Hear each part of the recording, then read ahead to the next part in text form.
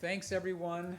Welcome here to this first event of this fall series by I'm going to forget the name of my own institute, Institute for Environment, Conservation and Sustainability. Thanks for coming here for this talk by author John Vaillant, and we're going to have some Q&As after, moderated by Adrienne Tanner, who's also joining us, who's the editor-in-chief of the National Observer. I want to begin tonight by acknowledging this land on which the University of Toronto operates. For thousands of years, it has been the traditional land of the Huron-Wendat, the Seneca, and the Mississaugas of the Credit. Today, this meeting place is still the home to many Indigenous people from across Turtle Island, and we're grateful to have the opportunity to work on this land. I should also say, whenever I hear this, as someone engaged in research on the environment and climate change, when I offer this acknowledgement, as I often do at events like this one, I'm also reminded of what we can learn, of what we must learn about being genuine stewards of the earth, of being with instead of against all its inhabitants, a way of being in the world long practiced by Indigenous people in Toronto and around the world. So my name is Imre Szeman. I'm the director, as I said, of this new Institute for the Environment, Conservation and Sustainability, or you might hear this acronym IECS. This is an institute that's based at the University of Toronto Scarborough, but it has a mandate to serve all three campuses of the University of Toronto. The programs of the Institute support and encourage interdisciplinary research on the environment by students and faculty, and help create new research networks and connections.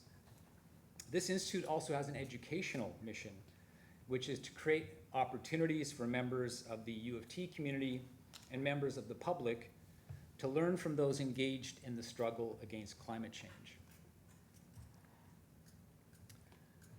The three-part series we've created this fall is an example of this educational mission. It puts journalists, scholars, and activists in dialogue about the continued challenges of climate communication. Our second event next month, it's a good example of this. It's going to feature Melissa Ronchik, co-author of the award-winning book, A Strategic Nature, Public Relations and the Politics of Environmentalism, Toby Heaps, who's the chief executive officer and co-founder of the magazine Corporate Knights, which is a publication that focuses on responsible investing and sustainable economies. And finally, John Woodside, who's a journalist for the National Observer, with whom we have been partnering and putting this series together. John Woodside, who in 2023 was awarded for his outstanding reporting on the climate and related issues. I hope some of you here tonight can make it to these other two events, and we're certainly going to try to encourage you as much as possible to come. This series would not exist without the work of its partners. Those include the National Observer, Cited Media, especially Mark Apollonio, who helped us put this together, who did a lot of work on this. Eric Wickham at Unrigged, who is in the lobby. You can talk to him about Unrigged, which is an organization that brings together independent journalism in Canada and gives you access to news from those publications that you might not be able to get because independent news is being blocked on Meta. I encourage you to go talk to him. Codename Design, another story bookshop, which is in the lobby selling copies of John's book, and Innis College and its staff, which is helping us to present it here tonight. I also want to thank members of the IECS team, whose work and dedication have made this series possible. LJ Burke, who you are going to see walking around taking photographs, Gayatri Siva, and Ria Osti, and especially the amazing Tatiana Rios, without whom none of this would have happened. So let me now welcome to the stage Adrienne Tanner.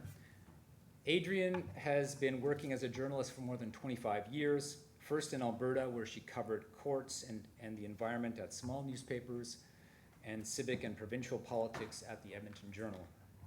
She moved to BC in the late 1990s to join the province as an investigative reporter covering the immigration beat.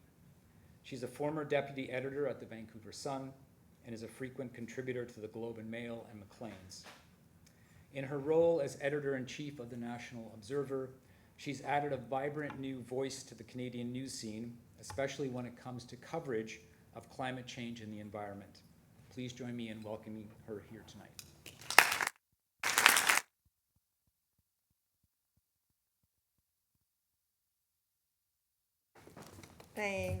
Thanks so much, Imre. It's really great to be here, and we were really honored to be invited to take part in this lecture series because the work being done at the Institute mirrors in some way much of the work that we do at Canada's National Observer. And it's really important, and you know, it's like anything, it goes up and down in the public sphere of interest, and right now I think other things have eclipsed it somewhat, which is sad because this matters, and as you'll hear from John, how much so. For those who maybe haven't heard of Canada's National Observer, we're an online climate publication.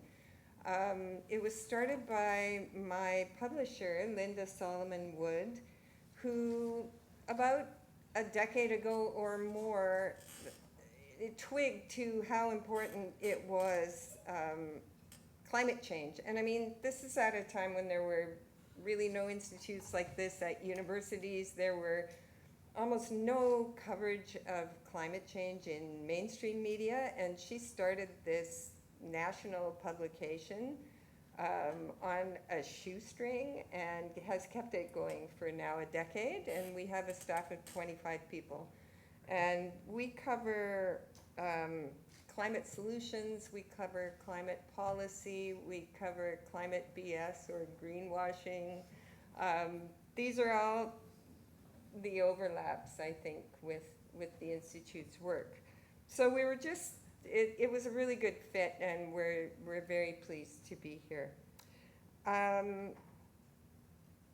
So I will make a little pitch. The political winds are changing. Some of our money comes from foundations, some from subscribers, and some from the government, and that could end. And so I have an ask, which they said is okay. After you buy John's book and have him sign it, could you please also subscribe to Canada's National Observer? We would just love to add you to our roster. So I want to talk a little bit about John Vaillant, who is from Vancouver, lives in Vancouver, where I also live. But he didn't grow up there. He grew up in Massachusetts to a highly academic, accomplished family of writers. And so he's one in a long line. And it really shows, I think, in his book, just the amount of research that went into it and the amount of attention to detail and the real, yeah, I guess that's what I would say. So I think that's bread in the bone, probably. John came to Canada when his wife Nora got an offer she couldn't refuse to study anthropology at UBC. They came, and like so many people, you never leave Vancouver once. Well, some people do, but it's hard to leave. So there they still are, and he says he worried that this would be the death knell for his writing career, and he's, you know, pretty happy to say that wasn't the case. So he's written for The New Yorker, The Atlantic, National Geographic, and The Walrus, big magazines. But he's best known for his books, which have racked up like a bazillion awards, including big Canadian ones, Governor General's Rogers Trust Award, BCO Achievement Award for his nonfiction works. And he wrote a fiction book as well, which managed to be nominated for a Dublin Impact, Kirkus Fiction Prize, and was a finalist for the Writers' Trust Fiction Prize. But with fire weather, he's really knocked it out of the park. And this book has really been, it's been huge. And he's been nominated, he's won a bunch of awards. Britain's Bailey Gifford Prize, the Shaughnessy Cohen Prize for Political Writing, the Defoe Book Prize. It was a finalist for the Pulitzer, finalist for the U.S. National Book Award, and the Writers' Trust Nonfiction Prize, and was named one of the 10 best books of 2023 by the New York Times. So that's why I had to bring these notes, because that's a lot. And if all that wasn't enough, I think it was this week, John, he was named by The Independent as one of the world's 100 foremost environmentalists. So now I would like to invite John Vaillant to give his talk. Then I will ask a couple of questions just to kick things off, and then we really want to open it up to you, and there will be a mic, and you'll be able to ask him questions, and yes, so John, welcome. Thanks. Thank you.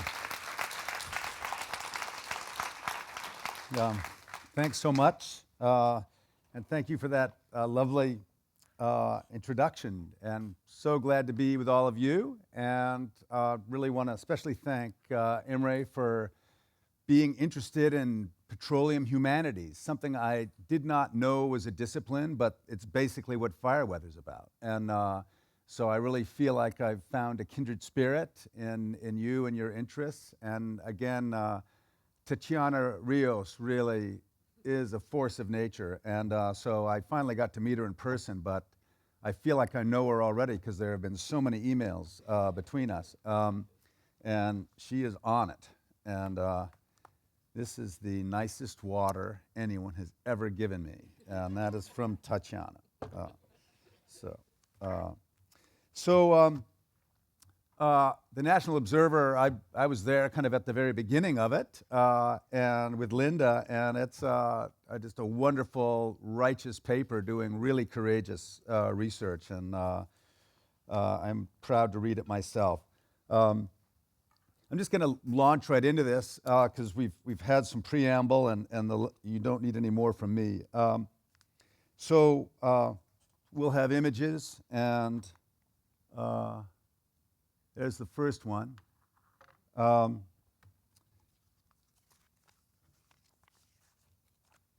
I spent 7 years researching and writing this book because it's clear to me that climate disruption, of which fire is really just one manifestation, one symptom, is the issue of our time. It's an atmospheric issue, it's an environmental issue, it's a political issue, it's an infrastructure issue, it's a social justice issue. Climate disruption will impact every aspect of our lives for the rest of our lives. And if there was ever any doubt that this was so, last summer sure settled it. We all saw the smoke, and too many of us saw the fire too. And it's not just Canada. Things feel different now. The Earth's expressions are intensifying and accelerating. So almost a century ago, the American novelist Ernest Hemingway published The Sun Also Rises. And there are a couple of lines in it that have been on my mind lately. How did you go bankrupt? Bill asked. 2 ways, Mike said. Gradually, and then suddenly. This applies equally well to the last 50 years of observed and tracked climatic changes. What appears to be happening now is a non-linear acceleration. Look at any metric of planetary distress. Okay, these are North Atlantic sea surface temperatures, averaged out. And you can see that kind of colorful spaghetti. That's the past 40 years or so. And then there's that red one, higher than all the others. That's 2023. That's when things really feel as if they started to depart. And what you see sneaking in from the left, a little bit out of date now, is 2024. That's going to be even warmer. These are global temperatures, air temperatures for the autumn months. again, going back about 40 years, and you can see them zigzagging, lurching upward, looks sort of like a stalk maybe. And then something crazy happens in 2023. It lurches off, it leaps. And climate scientists are having trouble explaining why that would be. And my guess is, as a non-scientist, I think it's feedback loops starting to amplify each other. This is monthly average temperatures for the past 120 years off of Svalbard, which is an Arctic island off the north end of Norway. And you see there that dotted line running through, that's kind of the last 20 or 30 years averaged out. And then look at that red one, look at 2024. It's almost like it's responding to different forces altogether, but these are the sea surface temperatures. So I want to introduce a term to you, and that is this one. An event, this is discontinuity. Alex Steffen is a futurist all of us should be aware of, working out of Berkeley, California. He has a very clear-eyed view on where we're going. And he's a helpful person, not just a doomer. But he's just kind of ruthless in his clarity. So discontinuity, an event or situation wherein past experience ceases to be a useful guide to future problem solving. So firefighters have been experiencing discontinuity more and more often over the past decade or two, but last year was relentless. Really, how are you supposed to respond to this? FRP, something I didn't know about till very recently, is fire radiative power, and it's the raw wattage coming off the leading edge of a forest fire. So here, this was work done by Neil Leroux out of the University of Nevada. He gathered this data through satellite passes. What we see in the lower right-hand corner are the FRP, the accumulated radiant heat of past fire seasons.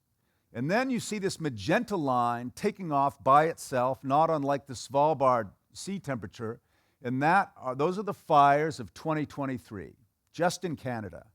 And you notice it's calculated in terawatts. A terawatt is 1 trillion watts. That looks like it got cut off of the slide. Sorry about that. So these are measured in terawatts. A terawatt is 1 trillion watts. So cumulatively, over the fire season of 2023, in Canada alone, the wildfires generated 42 terawatts of energy with which you could power Tokyo for many, many months. And again, you just see how different it is from previous years. And another way to express this is in the area burned. Again, you see in the lower right-hand corner, previous fire seasons. We've had some bad ones, but 2023 was simply in a class by itself. Actually, that's not entirely accurate. I think it finally finished up at the end of 2023 around 16 or 18 million hectares, which is the area of Hungary or Oklahoma or Uruguay, a massive, massive area. This is another way to measure what's going on in our country. Last year, there were 250,000 Canadians on the road fleeing wildfire, evacuated, and none of them really knowing when they'd be able to go back again. So we basically had 250,000 refugees wandering the roads of Canada, couch surfing, or who knows what they were doing. And 20,000 of them came out of Yellowknife, and it's a 1,500-kilometer drive to the nearest city with extensive services like a proper hospital or a big airport. So they had to go to Edmonton or Fort McMurray. And so it's almost as dangerous to be 700K into your drive, and then what? I did a keynote for Red Cross Canada a few months ago, and I met the CEO there, and he said when he started, this is Conrad Sauvé, some of you may know him, when he started 15 years ago, 80% of Red Cross Canada's work was outside Canada, which is where you'd expect it to be. We're a wealthy, stable country known for being generous and helpful around the world. Now, 80% of Red Cross Canada's work is inside Canada. And it's not because the Red Cross ran out of money.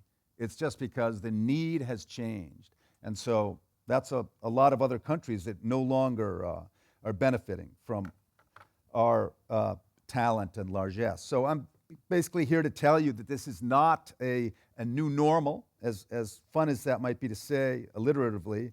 This is clima incognita. This is the unknown climate.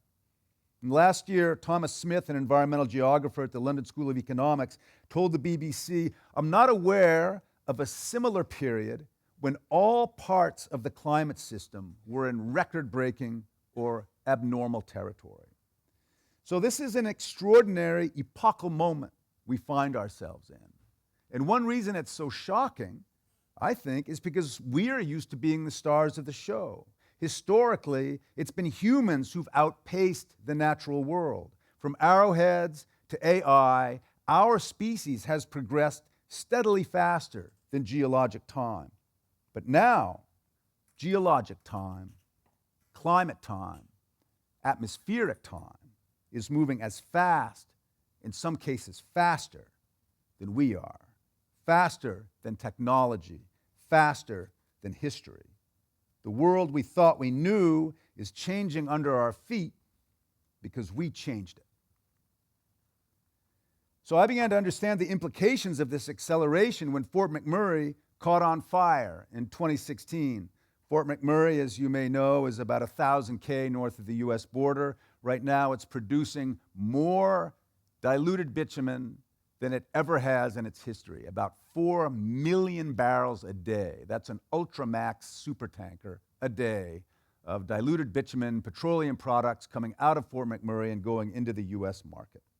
So Fort McMurray, Alberta, it turns out, is a good place to learn about fire and petroleum and how they fuel the volatile and all-consuming appetites of petrocapitalism.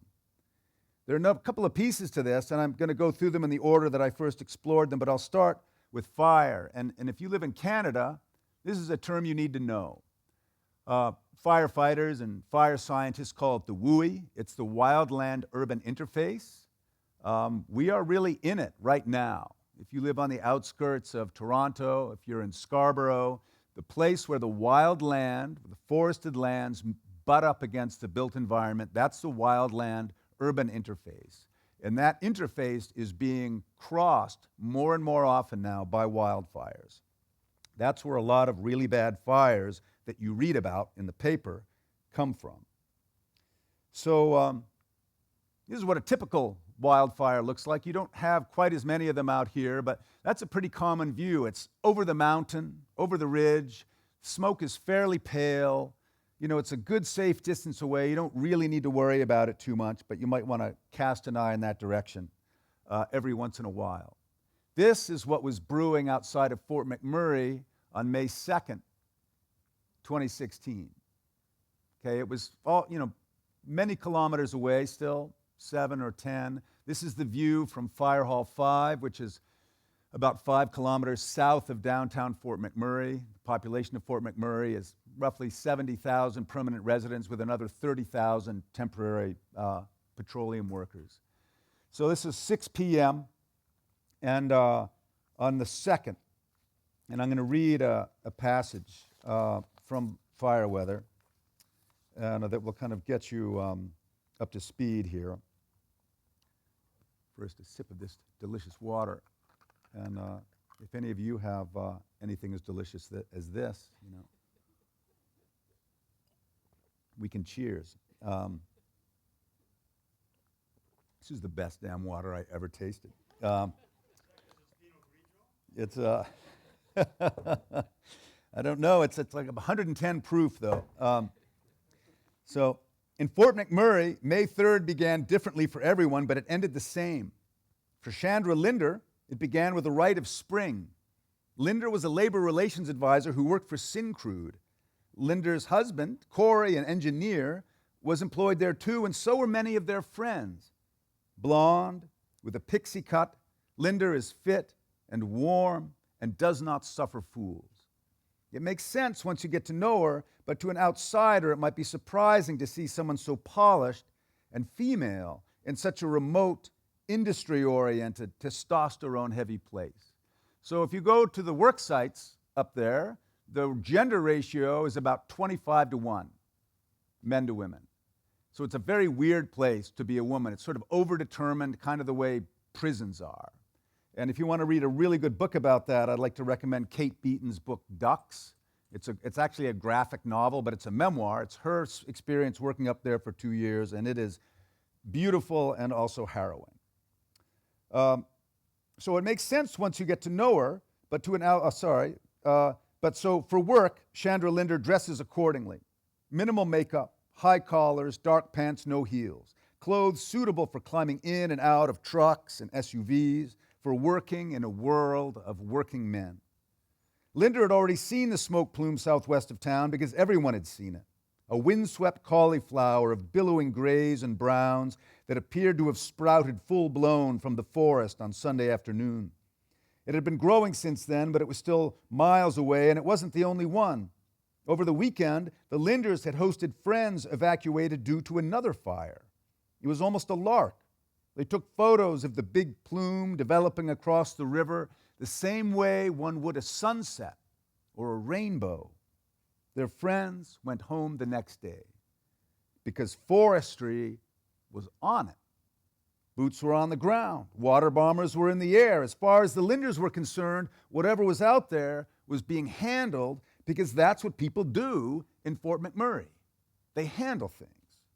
Certainly the beginning of May was a little early for fires. There were still car-sized blocks of winter ice on the riverbanks, and some local lakes had yet to thaw, but otherwise this was nothing new.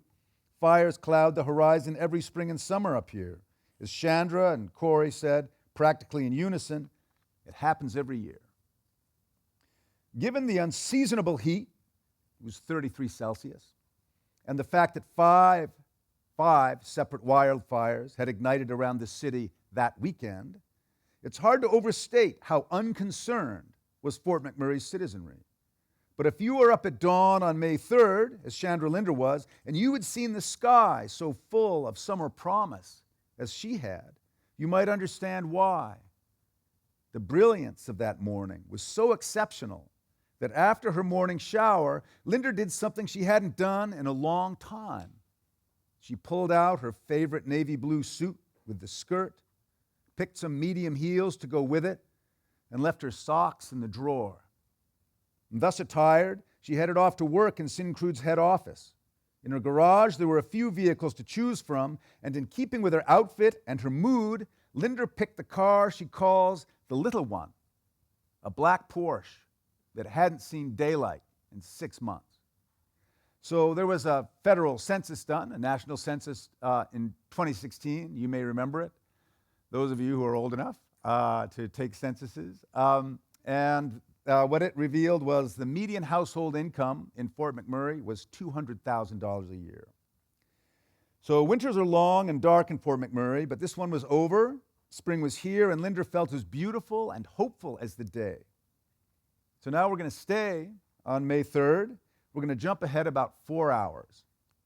Still feeling the symptoms of spring fever, Chandra knocked off work at lunch and organized herself for a 2 o'clock meeting at Syncrude's downtown office in the Borealis building. With no traffic, it's a 30-minute drive down the highway. Still, 20 kilometers north of downtown, she was rounding a long, gradual bend in the river when her windshield filled with something she did not recognize. When I got that first view of it, said Linder, I went, hang on a second. It was clear overhead, but to the south, it was black.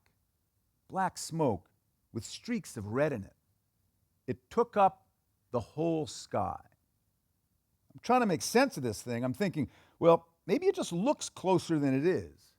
I'm thinking, maybe the red is the sun shining through the smoke. But it's not the sun.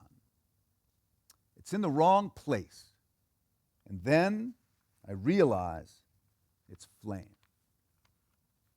Linder had seen a lot of fire plumes, but this didn't look like any of them.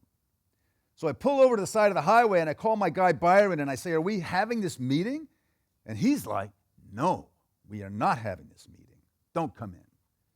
And I'm like, I'm looking at a wall of flames here.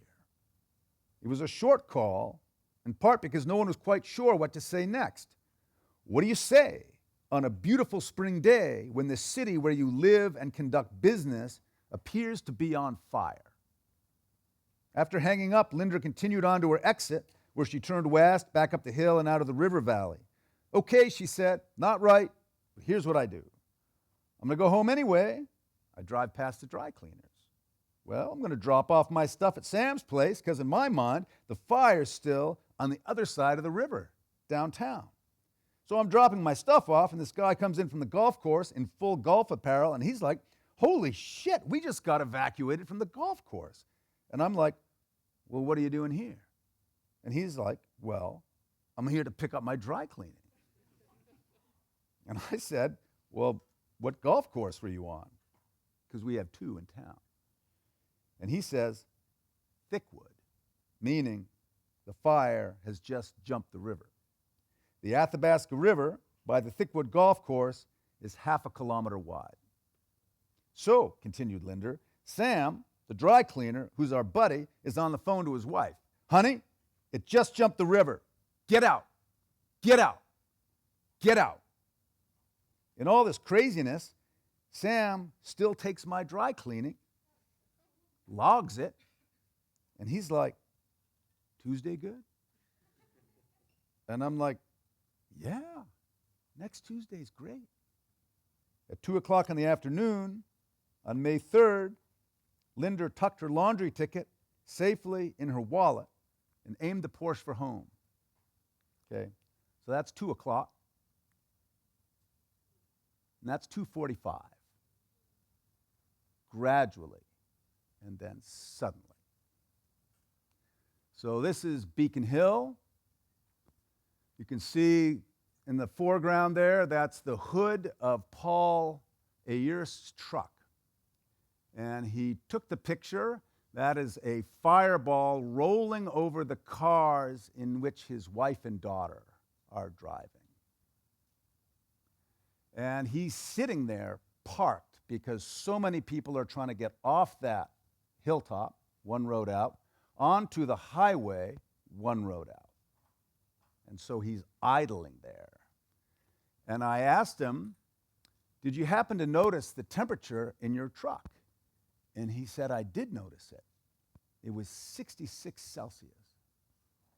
And sometime just before or after this photo was taken, a deer on fire crashed into his truck and bounced off.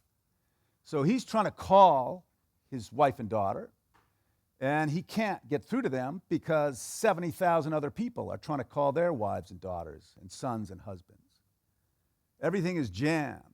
So these flames, there's now a wall of these flames coming out of the southwest, sweeping over the city like a tsunami. Flames are 100 meters, 10-mile wide fire front. And fire of this kind, this is basically a firestorm, is projecting radiant heat. Radiant heat is the heat that tells you not to touch the candle. It's invisible. It moves at the speed of light. The radiant heat coming out of that fire was 500 Celsius. That's hotter than the planet Venus. And so what that does is it sends this searing wall with no flame in it ahead, and it desiccates everything in front of it, every spruce tree, every poplar tree, every automobile, every house, every swing set, every lawn, and brings it up past combustive temperatures. And so what the heat is for in the chemical reaction that is fire, that is combustion, the heat is to make the objects release hydrocarbons in a vapor form. So fire can't burn solid objects. You throw a log on it, that's not what's burning. It has to heat the log up until the log starts to off-gas hydrocarbons. So fire interacts with vapor. And what the heat does is it causes every flammable object to start vaporizing. So now you have entire neighborhoods with this cloud of hydrocarbon vapor around it. So then, not when the wall of fire arrives, but when the embers arrive, they spontaneously burst into flame. And that's why the houses, these are $500,000, $750,000 homes, state-of-the-art, some of them built in 2015, burnt to the basement in 5 minutes. Impossibly fast. So impossibly fast that I was sure the firefighters quoting these times to me were exaggerating until I talked to a physicist who specializes in burning homes. So this is 21st century fire. It's a term that I coined because fire behaves differently now. It burns differently now. And why it burnt this way in Fort McMurray is because on May 3rd, early spring by Alberta standards, lakes are still frozen, honking blocks of ice on the river. The temperature was 33 Celsius, but more ominous, the relative humidity was 11 or 12%. And that may mean nothing to you in this room. It meant nothing to me when I first learned it, until I started looking around to figure out, where is 11% humidity normal? Where 11% humidity is normal is in Death Valley in Southern California in the month of July. So when you transpose that kind of dryness into an already flammable system like the boreal, and then you crank it up to 33 Celsius, and then you set it on fire after a drought, you're going to have spectacular results. So what firefighters told me, they told me two things.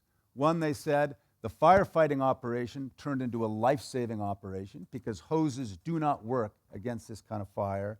And the other thing firefighters said to me, and I don't know if maybe there are firefighters in this room or you know some, they're pretty scrappy folks. You know, they're kind of like rugby players. You know, they get in there as a team and they go in and they win it. They win this thing. That's what they do. And what they said to me was, we got our ass handed to us. And that's a hard thing to say if you're a firefighter.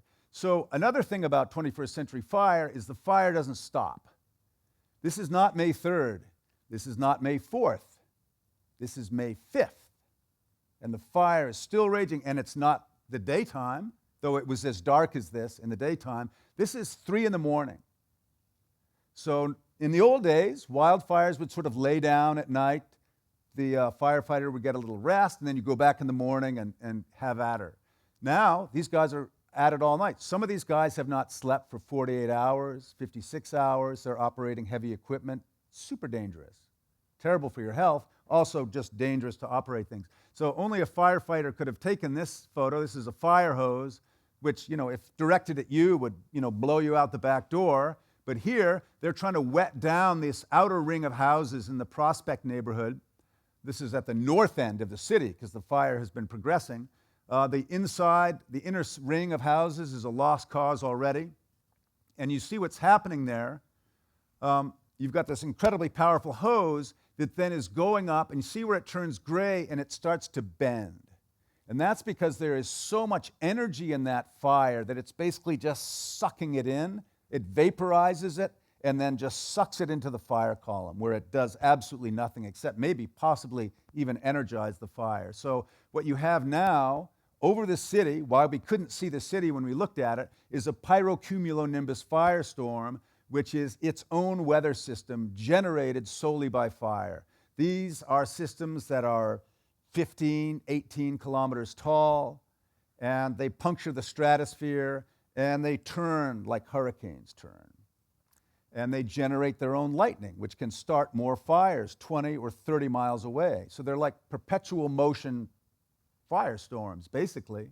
And so the next time you're going to see that water coming out of that hose, it will have traveled about 30,000 feet up into the smoke column, coalesced around ashes and cinders of burnt house and burnt tree, and been thrown back down in a downdraft in the form of black hail. The only other place I've read about black hail is in Exodus, in the Old Testament. So the hoses weren't working anymore. They still needed to stop the fire. So they called in heavy equipment, and they basically plowed a fire break through the middle of this neighborhood. This development was a year old. These were state-of-the-art 2016 homes, and they knocked down dozens and dozens of them, and they plowed the trucks and cars into the basements, and then they just soaked the ruins. And they actually managed to build a fire break there. I interviewed these guys, and they knew whose homes they were destroying. Imagine that. These are brand new, perfectly good homes. And it was the only way to stop the fire. And in the end, it didn't stop the fire in general, it stopped it locally, though. So it was a moderate success. This was taken by a guy who actually lost a whole bulldozer in the fire. This is about 30K north of Fort McMurray, and that throbbing dome is the city. And people who saw it with their own eyes, a lot of people ran out of gas as they evacuated. They're looking back and they said it just looked like the city had been nuked. So in 2016, this was quite a novel and shocking sight for us to see.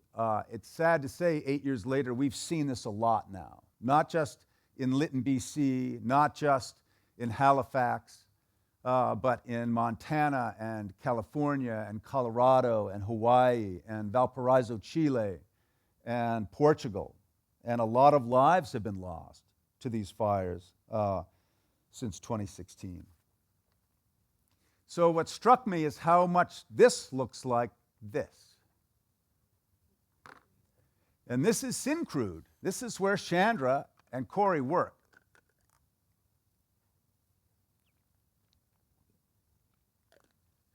In the back there is the upgrader. And up there you can see these kind of pale yellow, kind of rhomboid forms. Those are sulfur piles that, by volume, are bigger than the pyramids at Giza. In the foreground are these little things that look kind of like sheds scattered around. Those are hauler trucks. T797s, they weigh 400 tons empty. The tires are more than twice as tall as me and cost about 85 grand a piece. There are hundreds of these vehicles cruising around in the tar sands, which have despoiled about 1,000 square miles of the northern boreal. So long before we split the atom, we were tampering with the wizard's book of spells. We wanted fire's fierce energy in a bottle, a barrel, a pipeline, and we got it. Energy to burn, energy to power the world, to generate wealth beyond our wildest dreams. So this is an ad from Life magazine, a really popular weekly from the US. This ad came out the year I was born, so a while back. But it's an interesting tagline. Each day, Humble, which is a subsidiary of Esso Exxon, each day Humble supplies enough energy to melt 7 million tons of glacier. So it was a virtue back then. Things have changed, but they sort of haven't. It's just, it's a jarring image. But as big oil supercharges our economy and its own bottom line with record profits, it's also supercharging our atmosphere with record quantities of greenhouse gases. CO2 levels are now fully 50% higher than they were in pre-industrial times. Most of you know the Keeling curve of CO2. The baseline was probably somewhere back in 1750 or so. It was about 280 parts per million. Charles Keeling out of Caltech figured out how to measure CO2 in parts per million, and so he activated this in the late 50s. And these are various milestones, and we're at about 424, 427, depending. So CO2 is arguably the truest and simplest measure of the debt incurred by our devotion to and dependence on fossil fuels. So if we understand CO2 as debt, then heat is the interest on that debt. So this goes back to 1850. We were actually in kind of a cooling period through the 19th century. A couple of little, probably quite natural waverings, because the climate does waver on its own. And then we just see this steady progression. And since around 2000, CO2 debt level has become unsustainable and the interest unpayable, to the point that we're now entering the default zone. And typically when we default on our debt, the bank calls it in. They might even repossess your stuff. So this is what climate-enhanced disasters are doing. These floods, fires, heat waves, and intensifying storms, like the ones hitting the Gulf Coast right now and the coast of Mexico, these are the bank of nature repossessing our homes, our cars, our waterfront property, our ways of life. And in so doing, they're also debunking the dangerous delusion that nature is some kind of bottomless trust fund that we can draw on at will. So we now know that 2023 was the hottest year on record, but that's a historical perspective. What we're concerned about is the future, and looked at in this way, 2023 will prove to be one of the coolest years on record for the rest of this century. Again, look what 2023 did in relation to the others. So this is scary, but it's also an invitation to mature. Let's be clear that coal is an 18th century fuel. Oil, which still drives about 80% of the world's economy, is a 19th century fuel. The internal combustion engine was prototyped in 1860. Standard Oil, Exxon, Esso, was founded in 1870. Bitumen, what they're mining up in Fort McMurray, is not a fuel at all. It's a driveway sealer. In ancient times, it was used as mortar to stick bricks together. In Alberta, Dene people used it to seal their canoes. It takes billions of cubic feet of natural gas every day to melt and fractionate bitumen into substances the American petroleum market is willing to buy at a steep discount, by the way. So why on earth are we still doing this? Especially when scientists have understood the basics of the greenhouse effect literally since the 18th century. Especially when we've understood that heat-retaining qualities of CO2 since the 1850s. Scientists were speculating on industrial CO2's potential for altering the climate in the 1890s. Evidence that this was happening was visible by the 1930s. The only reason we labor so hard to liberate coal, oil, and gas from the ground is so we can burn it. In other words, if you're in the petroleum industry, you're in the fire industry. And if you're in the fire industry, you're in the CO2 industry. And if you're in the CO2 industry, you're in the climate changing industry. It took me 7 years to figure this out, but I finally figured it out. Partly because we are so habituated to petroleum. It feels so normal. It feels so right. All of us have been raised in the petroleum age, which is really only about 7 generations old. I literally had relatives who were alive before then. Back in the 60s, I had relatives born in the 1870s. They didn't have cars. So what's alarming and probably indictable is the fact that petroleum companies have known this for 50 years. In fact, they've been leaders in climate science. So this is from an internal memo from Exxon, 1982, but this is based on 1970s science. And that horizontal, this 1850 to 2150 is the horizon there. The horizontal line is their scientists' prediction of what climate would do left to its own devices without the addition of additional industrial CO2. That other arrow that lurches up into the right-hand corner around the year 2000 is their prediction of what would happen if, in the late 70s, we continued to expand fossil fuel use as they predicted it would go. And they were right on the money, because Exxon was the wealthiest corporation in the world at that time, and they could buy the best scientists. They could hire the best scientists, and the scientists did spectacular work. So this knowledge presents a quandary. How do you separate oil from fire or burning from emissions? You can't. And now we find ourselves in an untenable contradiction. This is, last time I looked at their website, this was Suncor's mission statement. Our purpose is to provide trusted energy that enhances people's lives while caring for each other and the earth. Now, I would like to work for that company. I'd like to do business with that company. I would love to buy energy from that company. At that time, Suncor also had a viable renewable energy business, but last year they sold it, despite record-breaking profits. And they also hired a new CEO, a former VP from Exxon named Rich Kruger, who said this. He said the quiet part out loud. And this is an example of what every petroleum CEO has told the press over the past year. Exxon's Darren Woods got a 50% pay raise last year, while the median Exxon employee's wage dropped by 10%. Suncor enjoyed record profits too, and they also fired 1,500 workers. In Houston, the Fort McMurray of Texas, the petroleum industry has shed 60,000 jobs over the past decade.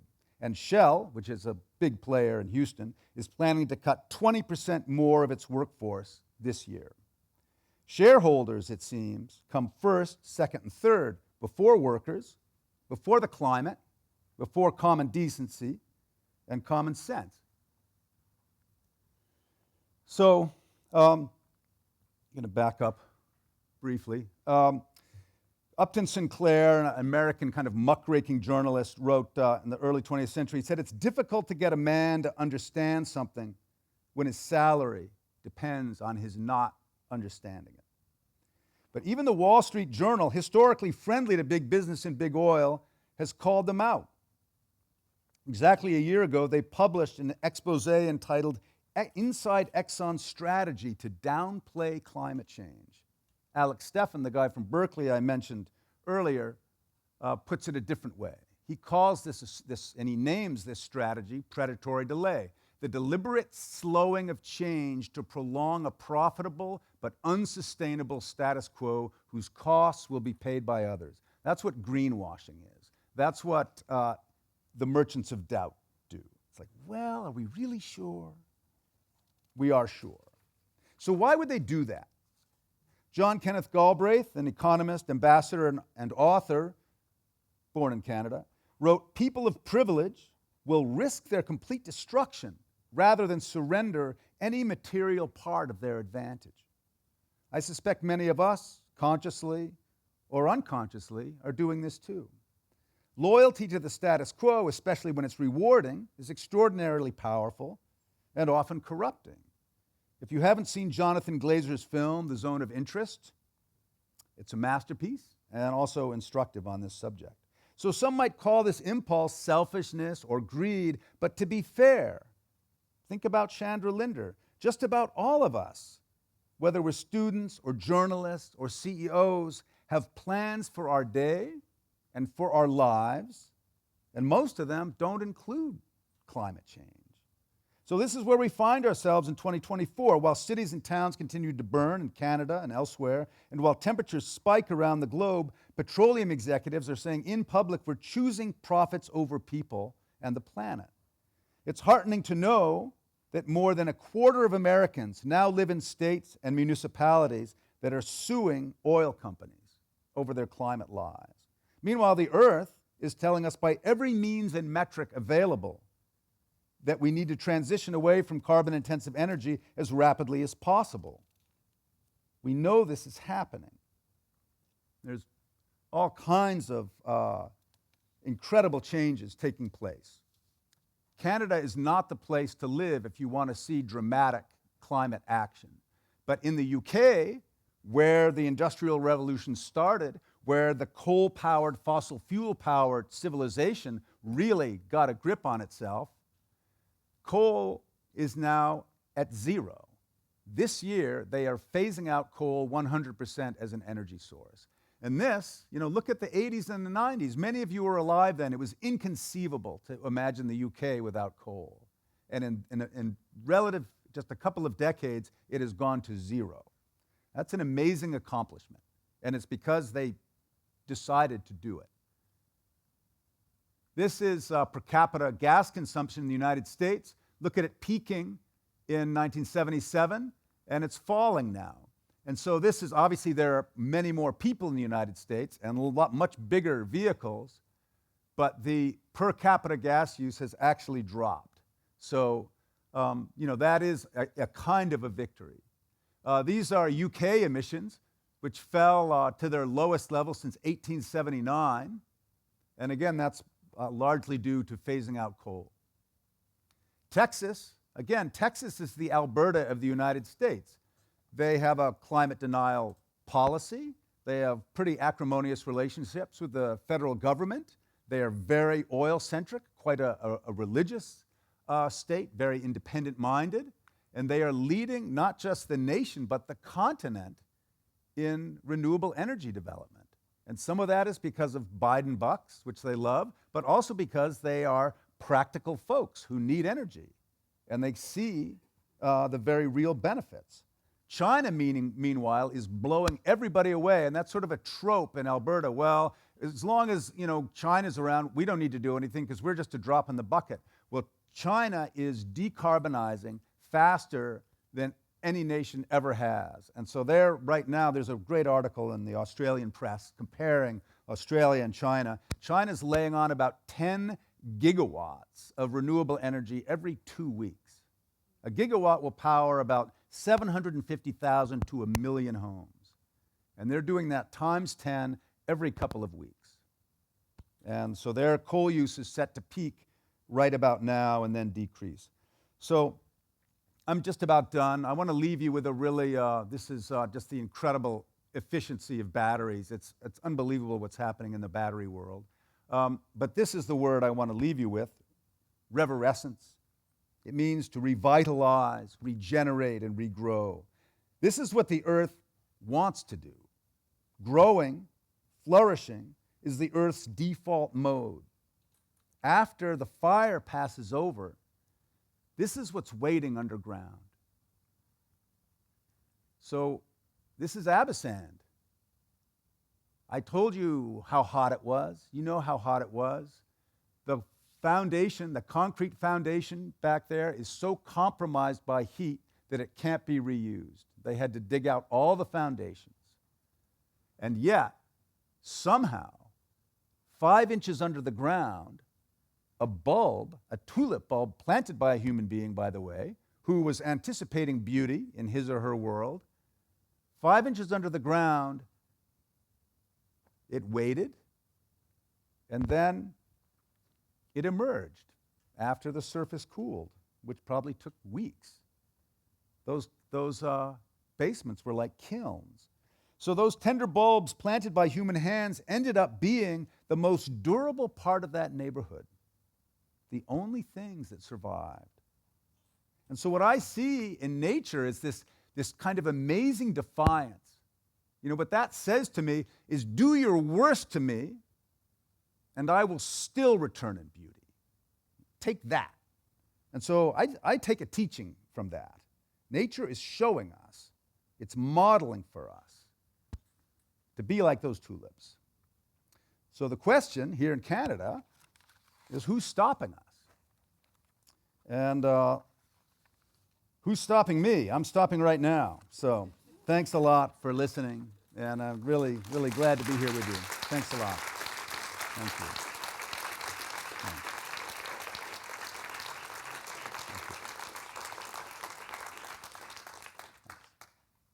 And Adrienne and I were going to palaver, and I hope we can talk with you too. Do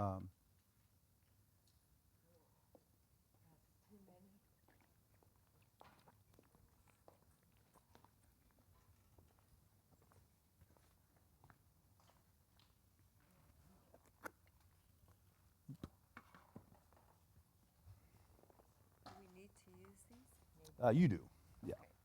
I'm all wired up.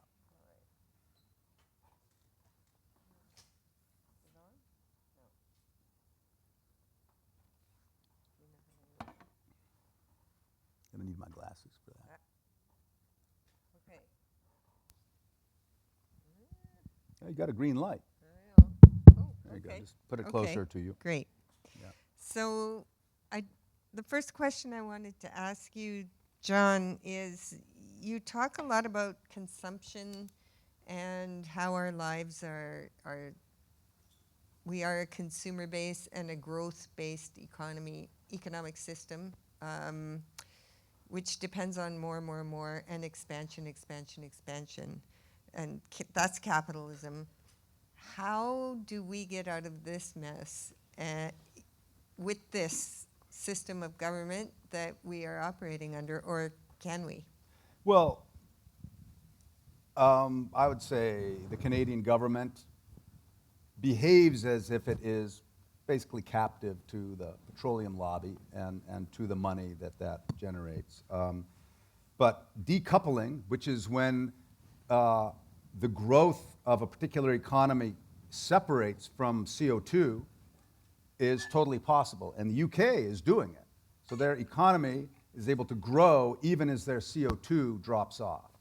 And so this idea that you can't have growth, which is not necessarily a great thing. It's great if you're into markets and a dedicated capitalist, but it's not necessarily the best thing for the planet. But it's still possible to grow, if that's what you want to do, without increasing or even depending on fossil fuels. So, and that is what a number of countries are endeavoring to do. And there's lots of data. I can share it with you if you want. But right now there's a great article in Bloomberg Green by Akshat Rathi about how Colombia, which basically said we are not developing fossil fuels any further, they are now leaning hard into basically developing a renewable energy, becoming a renewable energy powered nation. And that is something that is totally possible on planet Earth with the sun and the wind that we have. And Canada, of all the countries, is the wealthiest nation in the world per capita in terms of renewable energy potential.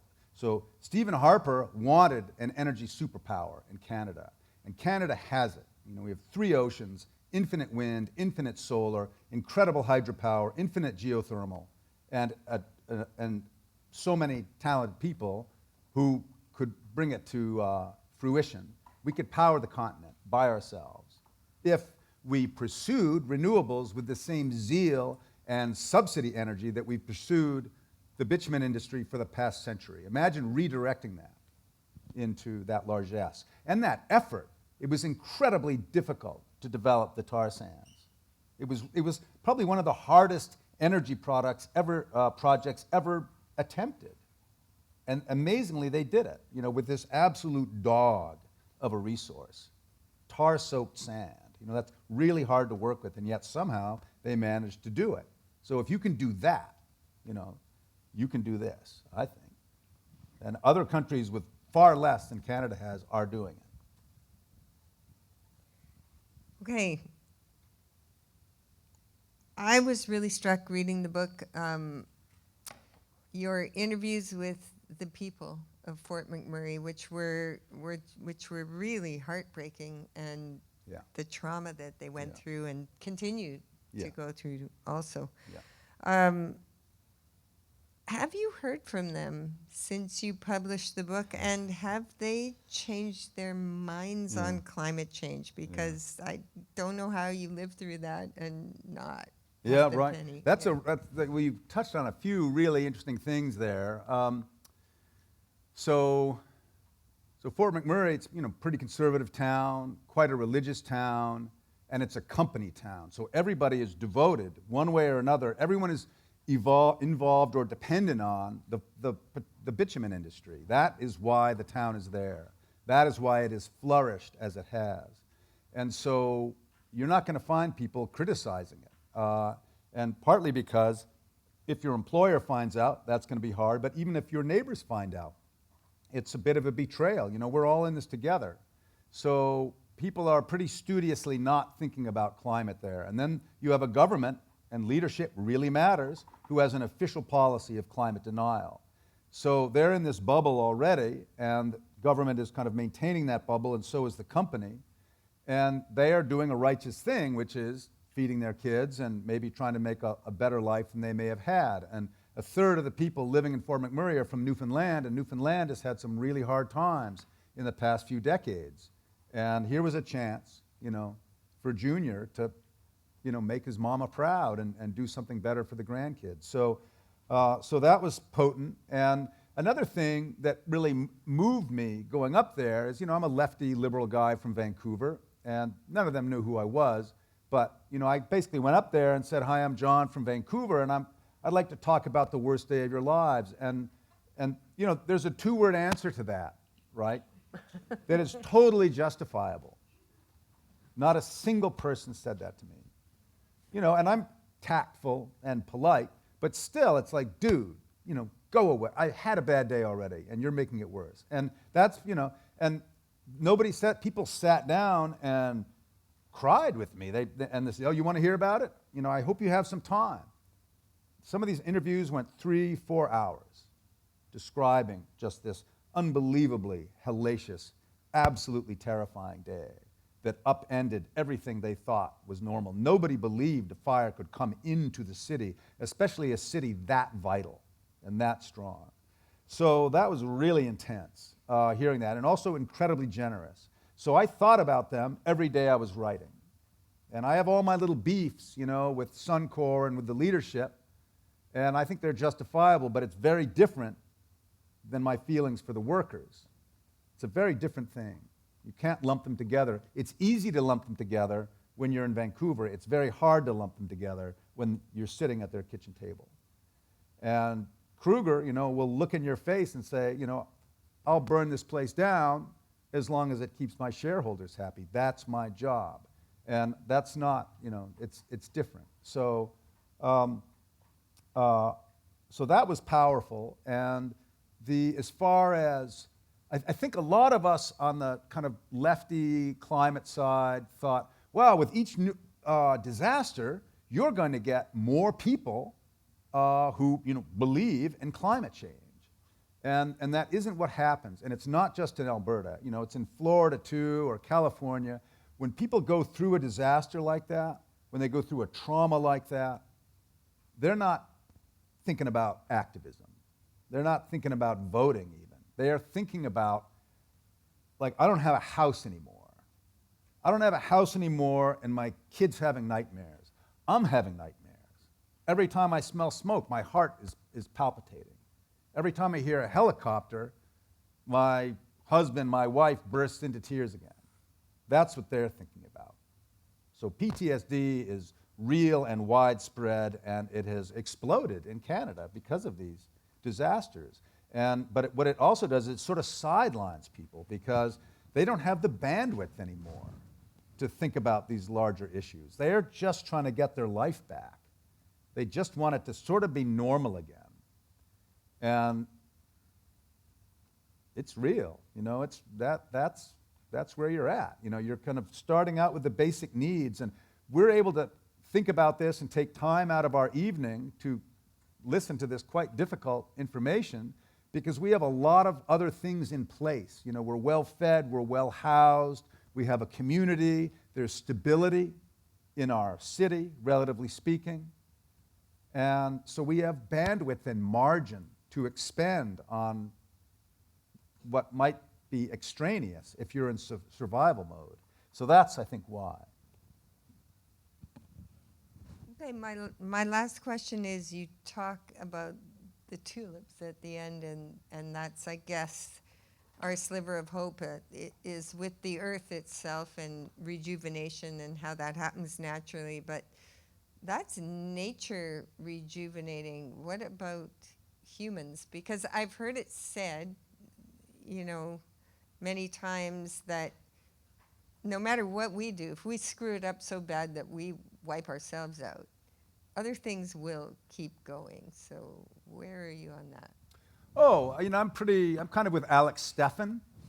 You know, I'm kind of staring at the future with a pretty cold eye and no small amount of anxiety. For me, like how I deal with my fear is, and that fire, when I read about it and saw what it did back in 2016, really scared me because it was different. And I imagined what might happen in Vancouver if such a fire were to burn.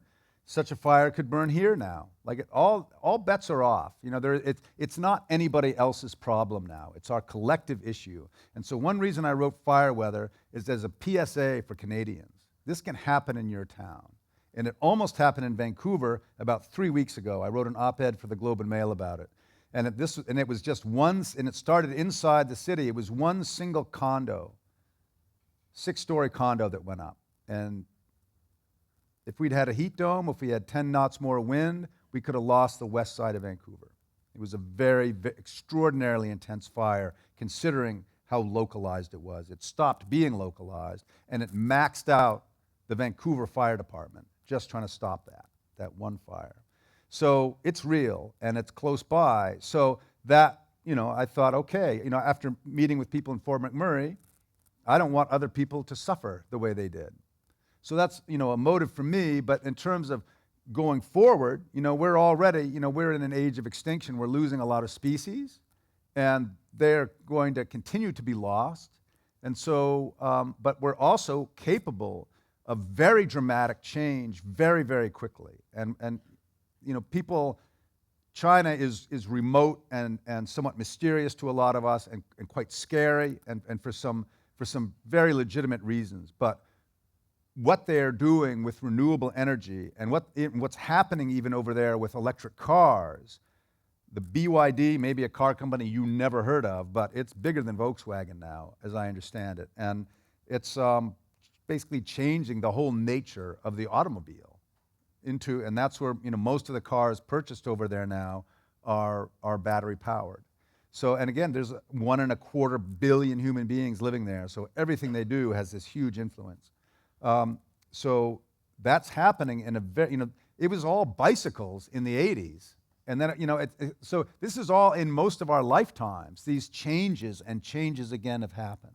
So we're capable, once we focus, on doing very dramatic things very quickly. We can be tremendously effective. Will that save the coral reefs? I'm not sure. I'm not super hopeful about that. But basically, there's still this, again, the default mode of planet Earth. When you stop killing things, they grow back, generally, or if the conditions are still stable enough. I wrote a book about a tiger, and they're endangered, but when you stop killing them, they breed like cats. That's what they want to do, and they will. And so that part is simple, stop killing it. And what we realize now is killing a lot of nature is excess CO2. So that is within our power to mitigate and reduce. So that part, I'm here for it. And I think a lot of people thought, oh, well, that'll be some other generation's problem. And the guy, the former mayor of Lytton, BC, which burnt to the ground in 45 minutes, he said at the time, well, I'm 60 years old, and I thought climate change was a problem for the next generation. And then he said, and now I'm the mayor of a town that doesn't exist. And that was his wake up. But not everybody is as lucid as that. But we are all in it now. It doesn't matter how old you are. We're all living through major changes, and we'll see more. But we're also seeing these other changes, in terms of what's going on with batteries, make your head spin. And it's, in other countries, other states, there's more dramatic, more wholehearted embracing of this energy transition, which is truly underway. And Canada has some real catching up to do, especially among the G7. I mean, we should be a leader. We're a G7 nation, and we are not leading, in the transition zone. Anyway. Okay, I see somebody at the back with microphones, and it's your turn. Yeah, just hand her off. Yeah, let's Yeah, try this the was- fellow with yeah. the purple shirt. Right beside you. Yeah. Am I in luck? Thank you so much for the book and the efforts and the research, and it's a really daunting topic. I wish we had more honesty in our greenhouse gas accounting, and perhaps your perspectives on the sheer scale of the emissions from all the forest fires, and they're not being included in our national greenhouse gas accountings, it seems, and they make us as a per capita probably the worst in the world. Okay, so that's a statement. That's certainly true in a bad fire year. I mean, the bitumen industry alone, is pushing our emissions upward, and when most of the G7 are going down. Let's get another question. And have this fellow here in the aisle just come right down in the blue shirt with his hand up. There he is. Yeah, thank you for your talk. Very, very informative. I really appreciated the data and just the strength of the data that you presented and put forth. I feel like we've been in it for a long time, actually, like decades. And I wonder what your thoughts are on the book called Limits to Growth by the Club of Rome. I just wondered, So that's, Yeah. there are two, thanks for that. There are two heretical words, especially in post-World War II neoliberal capitalist society. And one of them is rationing, and the other one is limiting growth. And Jason Hickel wrote a book called, I think it's Slow Down, no, that's another guy, that's another good book. But Jason Hickel is somebody to follow on this subject. It's become, like when you think of, was it Cheney or Rumsfeld who said, the American way of life is non-negotiable. And he said that a few years ago. And that is something, through our behavior, we've all sort of collectively embraced. And to actually, I think there has to be a brave and honest conversation about reduction of what we consume. And if you look at what the automobile industry is selling us now, you know, there are pickup trucks and then there are pickup trucks, and these are being used as commuter vehicles. That is not degrowth, that is the opposite. And so that kind of modesty it's almost been turned into a kind of heresy to talk about it. And that's a problem, and that will hurt us in the end. So right now there's this, oh, we can electrify and we can do everything just the same way we always did and keep growing. And that is not honest. And that will not serve us. And so exactly what you're saying, that discussion needs to be revived and woven in to this energy transition. And that's that's sort of, my kind of another thing I'd like to grapple with and spend more time with people who are dealing with that. Should we get someone from the middle somewhere?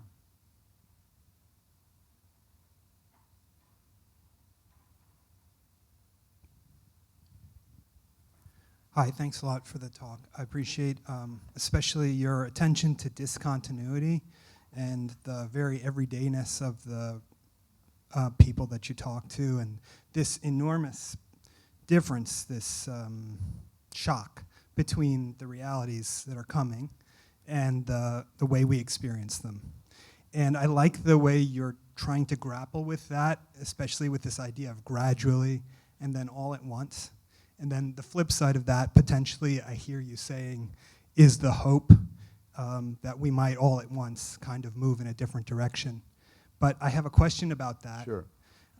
In the United States, when they're polling people to see what makes them vote for one candidate or another, a very small percentage of them say that climate change is a voting issue or the voting issue, like 5%. Yeah.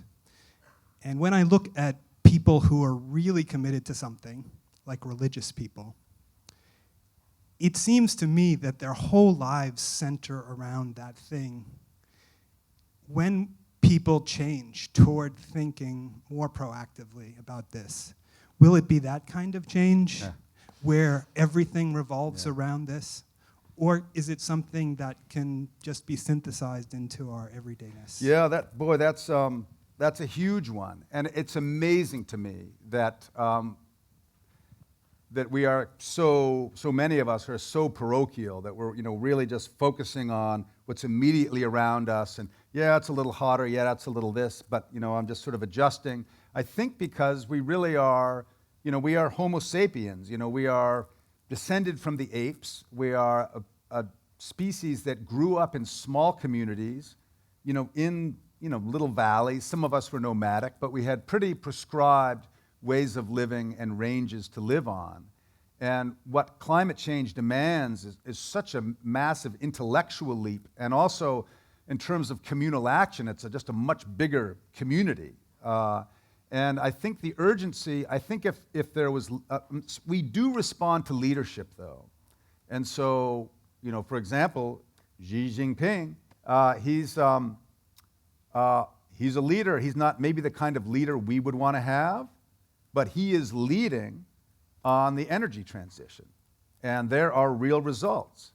And even in the UK, even with a conservative government, there was an acknowledgement that we had to reduce CO2. and we know how to do it, and coal is, the first culprit. And so they did that. And so I really think brave leadership from the top matters. But when you have a very powerful and entrenched petroleum industry with hot and cold running lobbyists in Parliament all the time, basically, you could say, are they lobbying or are they harassing? But they are there way more than anybody else is, getting their piece of these folks.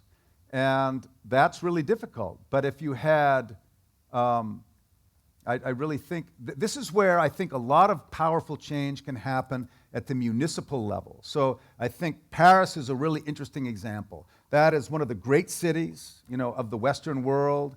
It's an icon. It's very large. It has a mayor, Mayor Hidalgo, a woman who has basically decided, I'm going to change the whole transportation nature of this giant city that for most of us, anyone who's been there, it's always choked with traffic and it's quite polluted. She is turning it in the space of a political term into a walkable, cyclable, transit-friendly city with many fewer cars, and is even leaning into this crazy idea of making the Seine River swimmable, which was unthinkable 10 years ago and probably 200 years ago. And again, she's making these radical changes at the municipal level. So you have a charismatic leader, and you have a pretty well-educated populace. Not everybody's into it. Probably lots of people don't even care. But she's saying, this is what we're doing now. And people are seeing benefits. And people, doubters maybe are giving her the benefit of the doubt. And I'm sure there are people fighting her every step of the way. But it is happening.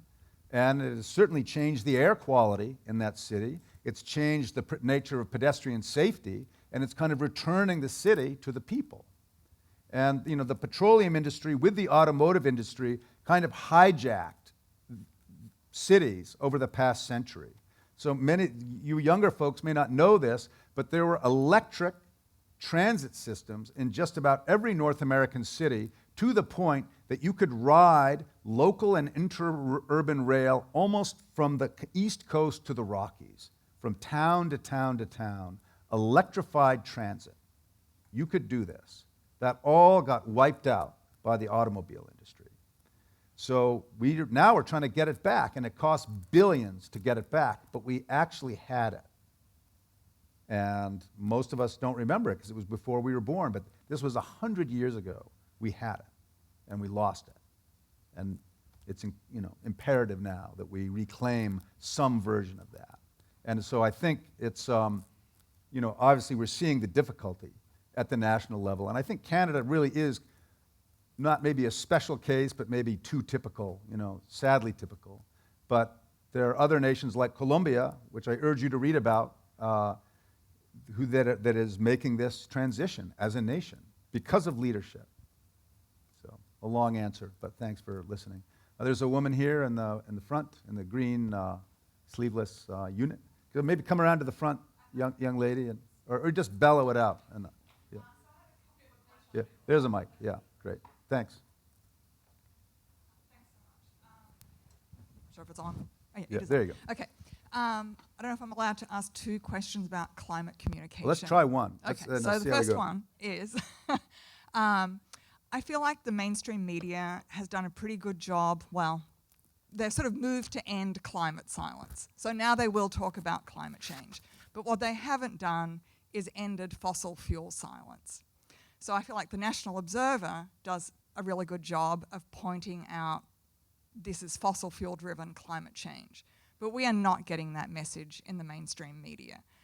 So your thoughts on that? Yeah, well, the CBC, to their credit, I think is moving in the right direction on that. Post Media is Post Media. It's a for-profit corporation that has certain owners who probably are very close to owners and heavy investors in petroleum. They may be heavily invested themselves, and that's predatory delay. And not, so that is the media not doing its job. And, there have always been powerful media moguls who bent the message to suit them. And Murdoch, obviously, is the champion. But Hearst, Hearst was the Murdoch of his day, back in the 20s and 30s. And so that is an issue. And so then, what's the citizen's responsibility? To be discerning, to be brave. And, this isn't really fun stuff to look at, and I didn't have gray hair when I started this book, and I do now. And, but on the other hand, I'm glad to know it, partly because it's brought me into rooms like this all over the place. And there are a lot of people all over the world who are really interested in this subject, really engaged in it. And, I got to meet Akshat Rathi, this wonderful journalist from India who wrote actually a really excellent book called Climate Capitalism. And it almost sounds like an oxymoron, but read that book. And, Elon Musk, as sort of takes up so much bandwidth as the great progressive genius who really isn't. And Akshat Rathi will introduce you to a dozen other people who are making changes just as big, just in countries that you don't necessarily read about every day. And it's really a remarkable book, written in a very breezy, kind of journalistic tone, but he gets in the rooms, he talks about what they're doing, whether it's, with batteries or cars or this or that, but it's extremely energizing and hopeful. And it's not because, in 10 years when we get it together, we'll do this. This is happening right now at scale. And he's got chapters and chapters of different projects. And it's amazing what's happening. Again, we're not seeing a lot of it in Canada. So we have to acknowledge we are not in the center. We could be, and we're not. And it's really too bad. And we will lose out. We are going to be followers if we continue on that path. I think it would be fairest if we probably hand it off to somebody else. But glad to chat after also. It's called Climate Capitalism by Akshat Rathi, R-A-T-H-I. And So do we have I'm not sure when you're in Fort Mac if you talk to somebody called Ken Smith. Ken Smith? No. I was Not in yet. Paris in 2015 at the climate conference. I'm a construction worker from a family of Lancashire coal miners. Oh, wow. And in 2015, Ken Smith was the president of the Suncor local union of the communications energy paper workers, representing 3,700 workers in Suncor. And he stood up in Paris in a room of 400 trade unionists and said, people ask me, why am I here as an energy worker? Shouldn't I be opposing climate action? I tell a story. I say to people, imagine that you've got a good job, you've got a family, you've got a nice home. Now, he told this story the year before the fire you've written about. You've got a home, and life is good, and one day a forest fire breaks out, and suddenly the forest fire comes to your home. He said that in Yes, 2015? and your wife and your 2 kids, and you grab everything you can in your arms, and you run away from that fire, and the fire pursues you, and you come to a river. And when you come to the river, you have a choice. You kind of throw away all those things and try and swim to safety, or you could stand and perish, or if you'd started earlier, you could have built a bridge. That's a tar sands worker saying why the trade union there was choosing climate justice instead of corporate greed. Wow. And I don't know if you had the chance to talk to Ken, but 6 months later, that fire broke out. That's extraordinary. Thank you for telling me that. Thank you for telling us that. That is a bizarre prescience. And, okay. And the trade union movement globally counters the greed of corporate and greenwashing by saying there are no jobs on a dead planet. Yeah. So let's talk about just transition instead. Yeah. What I think about it too as nature is a 51% owner, in every corporate endeavor, and when she pulls the plug or gets upset, that she will call the shots. Hi there, in the green shirt. Greetings. Yeah, the shirt is for an organization I'm active in. It's called Senior for Climate Action now. Anyway, we have been pressing and lobbying city councilors, and we're having a National Climate Seniors Day on October the 1st, and the mayor has endorsed it. Okay. And that's a good start. They're also moving up their net zero plan as well, which is promising. Question I have is, where do you see us going on? We have a Conservative Party leader who's running on axe the tax, and you know he's friends with the oil and gas industry and all that. Yeah. What do we need to do politically to get the transition happening quickly? Yeah. It's urgent. I imagine you would say that the next 2 years are going to be even harder than 2023 and so on.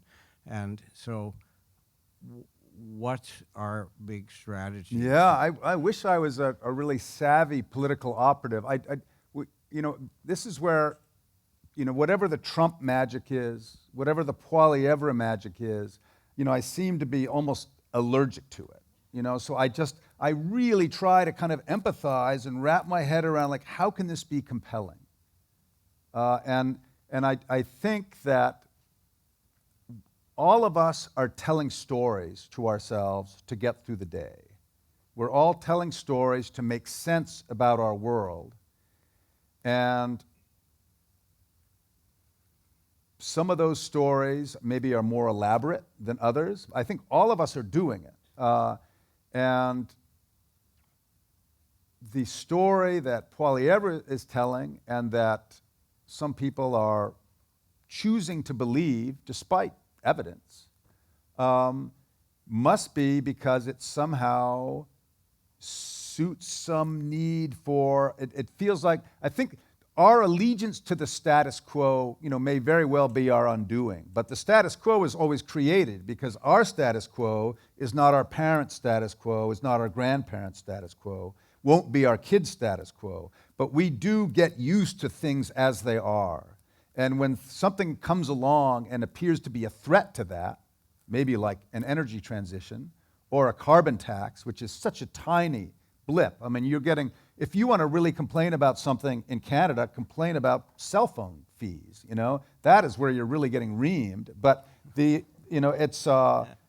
but if someone can tell a good enough story, or it's not even the story, it's like this emotional resonance. And so if you have an uncritical person who's easily agitated, and you find that right nerve ending to twang, I guess it works. And I don't have the best advice for how to counter that, except public education is one, and it's not a, it's just, I'm kind of speechless. I'm not an oracle or anything. I have some information, and I'm trying to relay it. And I do. So here's an answer that, in a way, to that question that Adrienne asked, and that is, have you heard from people in Fort McMurray about your book? And so I called them up right before the book came out, which was in some cases 6 years after I'd interviewed them. And by then, the whole convoy thing had happened and fake news and all this. And I said, my God, these people, how are they going to react to this book? So I called up the people I'd interviewed and I said, hey, remember me? We talked 6 years ago, and I actually ended up writing the book, and it's coming out. We had the best conversations. They remembered me very well. They gave me these updates, including their updates that, like, their wife, or their kid has PTSD and they're moving away from Fort McMurray or whatever it is. And we had this great update. And then the book came out. And then there was this ringing silence. And so what's interesting, though, is, how, we've seen that conservative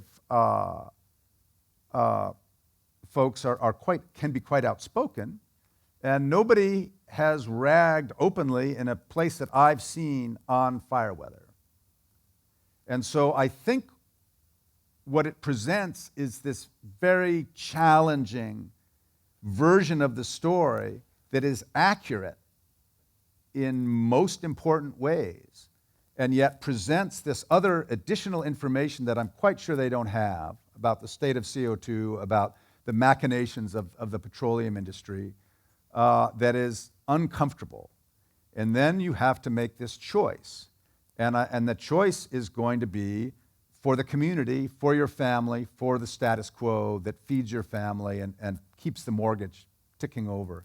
And then I think if you have a clever or even maybe malicious actor who can kind of capitalize on that and exacerbate it into a kind of anti-stance rather than I just want to keep things normal stance, you can make some headway. And it's embarrassing, to watch Poilievre compared to, he's not as good at it as American politicians are, and yet he's really having an impact. And yet there's it's the same, I think, with climate change, in that climate change exacerbates pre-existing natural cycles.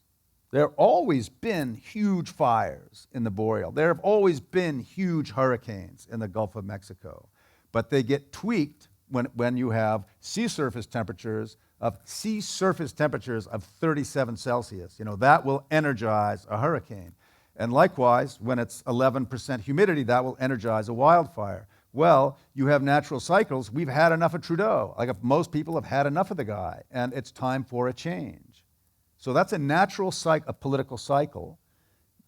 Good or not, healthy or not, rational or not, that doesn't really matter. It is a cycle. And then you have this entity coming in that is amplified and energized by the Tea Party movement, which then metastasized further into the MAGA movement, and they're in communication with each other. And so it's a tough time for democracy, and it's a tough time for clear, brave thinking. But we're tough too. And there are a lot of us. Believe me, I've been traveling for 16 months now with this book. And, going to India, going to Oman, going, all over the place. And people very much like you, with many of your same concerns and deep care, want to, Okay. This person over there.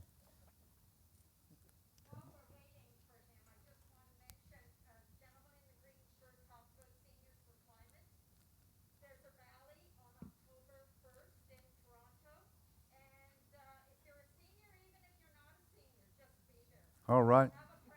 Yeah. October 1st. Yeah. What's the rallying point? No, what's the place? Where are you gathering? Armory Street on University. Armory Street on University. Okay. Go to Hi. the website. All right. Okay. Hey there. Oh, and it starts at what time? 1 o'clock. Yeah. That's good to know. Okay. Yeah. Okay, I'm asking a question that's somewhat related to a number of the other questions you've heard, but you're speaking to a group of people who are generally climate concerned. And you've been all around the world promoting this book, and I suspect that you've been speaking to people who are already concerned. And I'm wondering if you have managed to speak to any of the other team, and what messages do you find are most effective in getting their attention and possibly changing their attitude? Well, I hear you completely, and I really tried to write a book that would be accessible to people who are interested beyond, the converted, if you want to call some of us that. Probably the highest praise I got was, I think his name is Alan McDougall, and he was the head of comms for Stephen Harper. And so honing Harper's message. And he loved fire weather, and he exhorted people to read it on Twitter with as much energy as Catherine McKenna did, the former Minister of the Environment. So these folks were on absolutely opposite sides of things, but they're both readers, and they read the book, and they found a place for them that resonated. And partly because Mark Carney, who used to be born in Alberta, governor of the Bank of England for a long time, now potentially a political figure. He has been warning about the impact of climate change on the financial sector, since 2015, since before it was cool to do that. And so I've had bankers and investors. I won this big prize in the UK, the Baillie Gifford Prize. Baillie Gifford is a huge investment firm, and I've given lectures at that and had conversations at that company, and likewise doing a huge insurance conference here in Toronto next month. And so these are folks who certainly spend a lot of time with conservative and liberal people and understand the systems that influence everything and recognize the risk of climate to those systems. They are absolutely connected. Some very smart people are connecting the dots. And so that is really hopeful to me. And firefighters are reading it. And I think, though, our loyalty is to our tribe first. And so the same way we see, policemen, police forces covering each other, and firefighters will do it too, partly because if I burn you, so to speak, if I betray you in some way, next time I'm in a life-threatening situation, you might not have my back. So we really need to keep the ranks closed. Well, I think that's also true in a given industry, especially a petroleum industry that does feel embattled.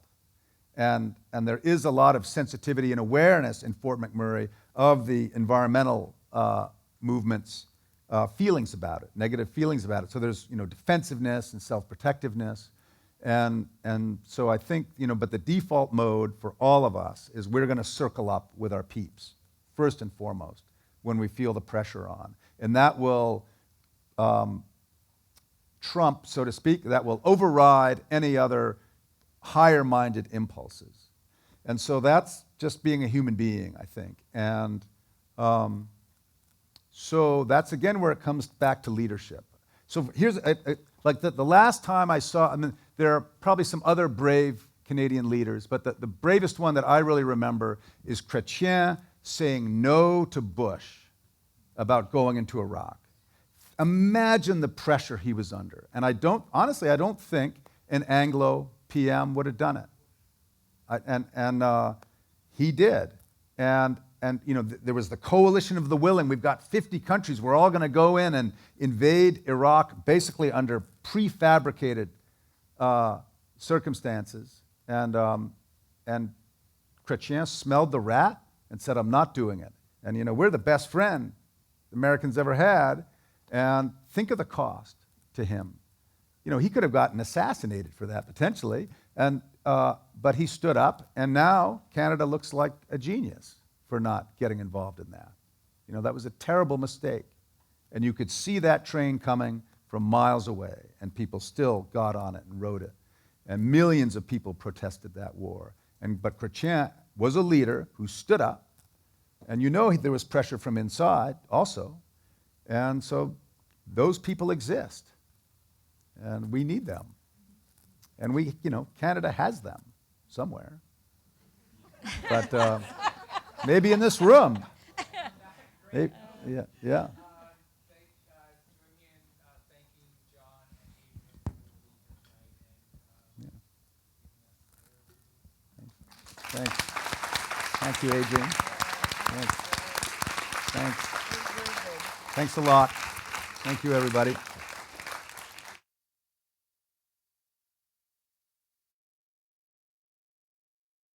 Or the Institute, you can use these URLs or the QR codes. And there's one other little, you have to go back there, I think. There's one other little piece of a business to do, and that is these little gift bags that, again, the amazing Tatiana Rios helped put together.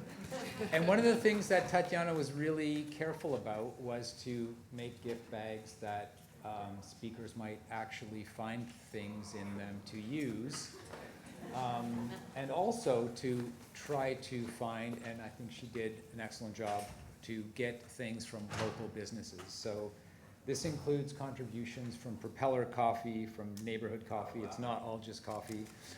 Chocosol, Pen Shop, U Theory, and a very interesting gift from Arcturix, which you'll see what's in there. So thanks again to everybody. Really appreciate you coming out.